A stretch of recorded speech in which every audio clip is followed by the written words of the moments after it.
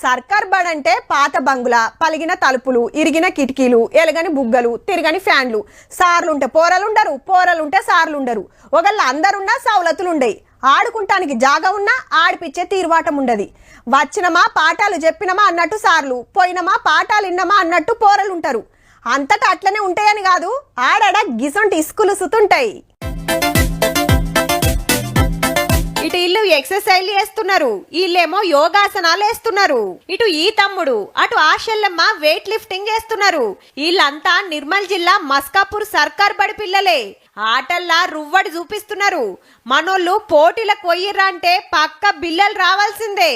నేను 2 సార్లు స్టేట్కి ఆడాను.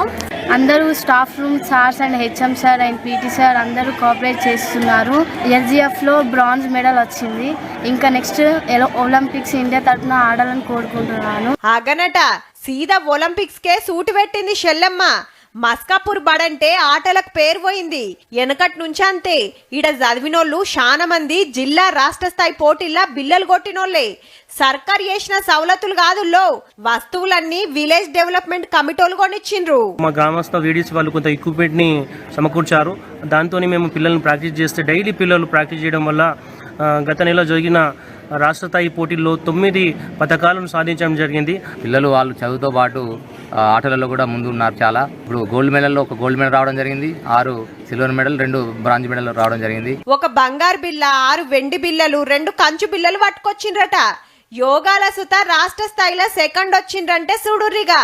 25 ఏండ్ల కింద బడి నుంచి ఖోఖో పోటీలకు పోయి జాతీయ స్థాయిలో టాలెంట్ చూపించిండ్రట. అప్పటి సంది ఇప్పటిదాకా ఆటల మీద ట్రైనింగ్ నడుస్తూనే ఉన్నది.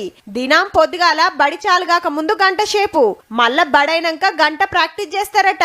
అంటే బడికి గంట ముందొచ్చి గంట ఆలస్యంగా పోతారన్నట్టు. ఇట్లనే చదువుల్లో ఆటల్లో రువ్వడి చూపించి ఈ స్కూల్కే కాదు దేశానికి పేరు తెచ్చే లెవెల్ కు పోవాలని కోరుకుంటా.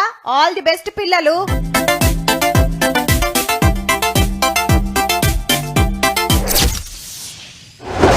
భారతదేశంలో 20